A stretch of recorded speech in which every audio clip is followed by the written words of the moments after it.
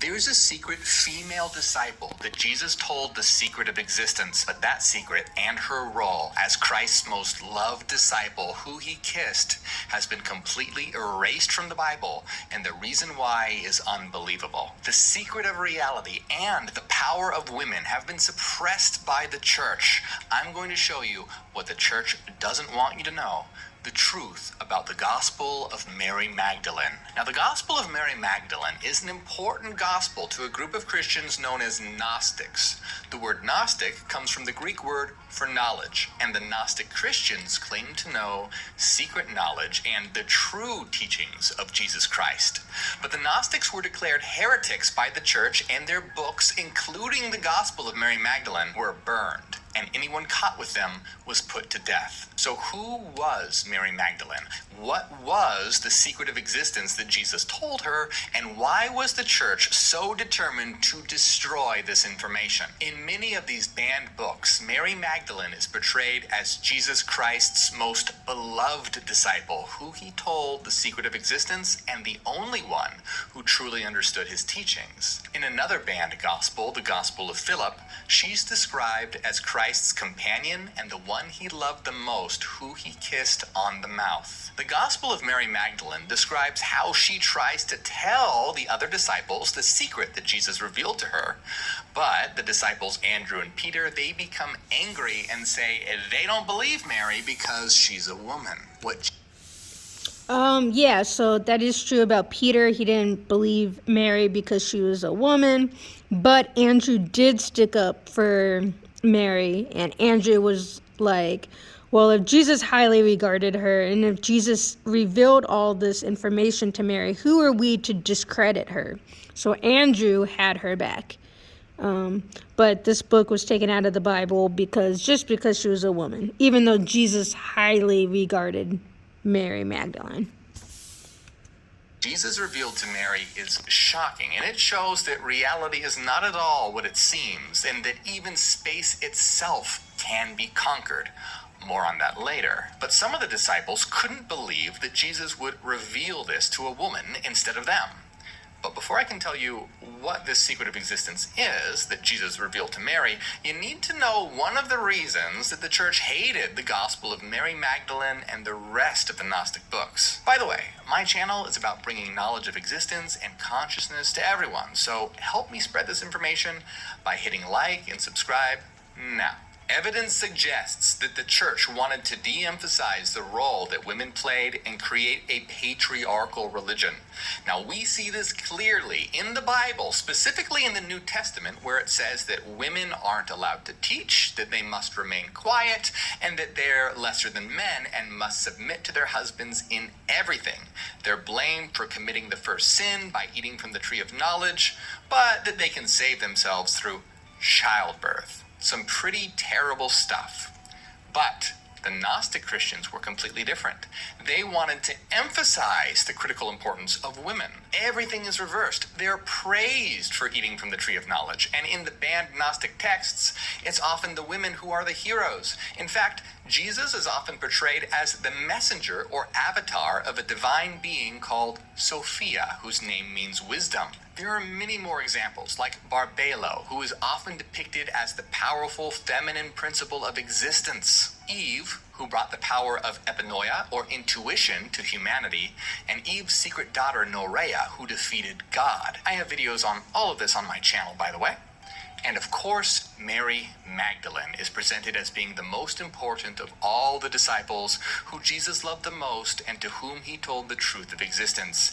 And this terrified those who wanted a patriarchal Christianity. So we find that in early Christianity, there was a battle between those who wanted to elevate the men and those who wanted to emphasize women. This battle was decided in 325 CE at the Council of Nicaea, where a council of bishops backed by the Roman emperor decided what Christianity would be. This was the deciding moment when Christianity became firmly patriarchal. The Roman Empire was obsessed with power, war, and armies, and the church embraced that mindset.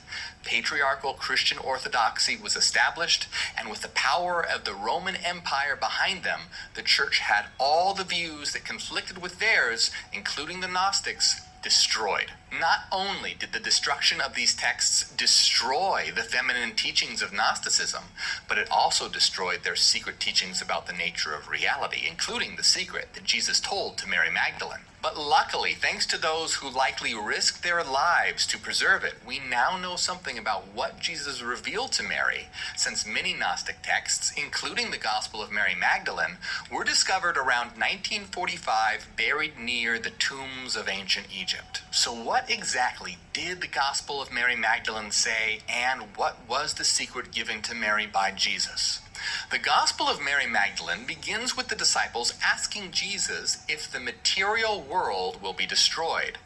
Cryptically, Jesus replies that all nature, all matter, and all creatures are actually connected as one, and that all things will be returned to where they originated. Jesus then leaves, departing the disciples for good, and because he left them, the disciples start weeping since they don't know how to continue without him. But Mary, she stands up and comforts them, taking a leadership position and tells them not to weep. Here, Mary's beginning to take the place of Jesus in his absence. Remember this because it's important, and we're going to come back to it in a minute. Now, one of the disciples, Peter, asks Mary to tell them the secret knowledge that Jesus revealed to her, and Mary begins to teach the disciples the true hidden nature of reality. Mary tells them that it's not matter, but mind that's the true nature of reality, that mind is the key to existence. And she begins to describe the hidden levels of reality that exist beyond matter. She discusses the journey that the soul must take to transcend the material realm by defeating desire and ignorance. The soul is even called the slayer of matter and conqueror of space. And because we have other Gnostic Gospels, we know that the Gnostics believed that all of us are divine.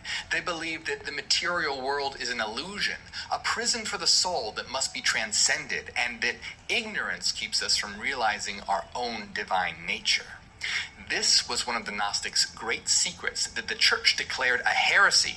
Because if you want to control the people, the last thing that you want them to believe is that they're powerful and divine.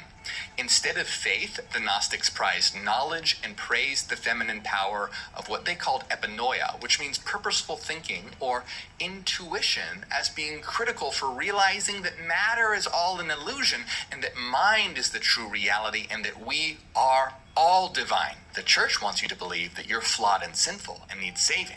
For the Gnostics, only you can be your own savior by rising above ignorance and realizing your divinity through the power of your own mind. But not only does the Gospel of Mary reveal the secret of existence, but the book itself is a code.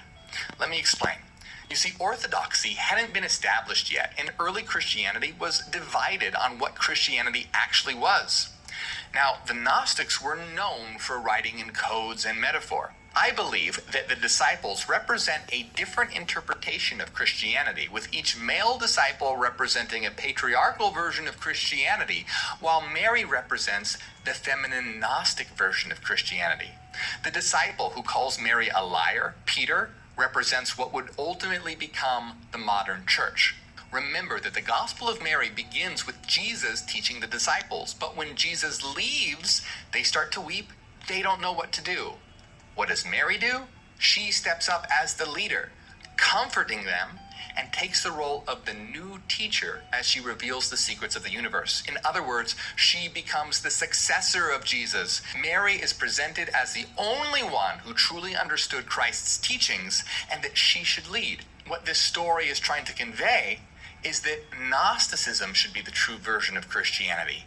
We see that Peter defies Mary, calling her a liar, which matches up with the patriarchal church's hatred of the feminine, inclusive Gnosticism. And this wouldn't be the first time that the Gnostics have done something like this. They did something very similar in the banned Gospel of Judas. We can see this age-old battle played out all around us today. So many problems we face in the world right now are caused by the suppression of the feminine. We need a resurgence of the divine feminine to create a better world for all of us. And that's exactly what the Gospel of Mary is about.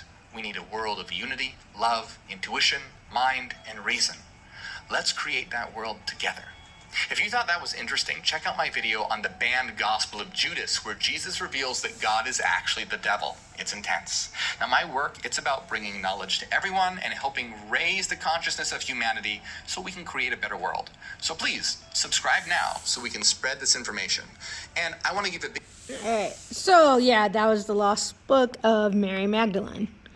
Alright guys, thank you for watching, and I will be showing a couple more books that were lost. So I'll be doing a couple more videos on some very important lost books of the Bible, including the Lost Book of Thomas that talks about oneness. A lot of people don't believe in oneness, but that's because that was banned from the Bible. That's actually shown in the Book of Thomas. All right, thanks for watching, guys. All right, bye.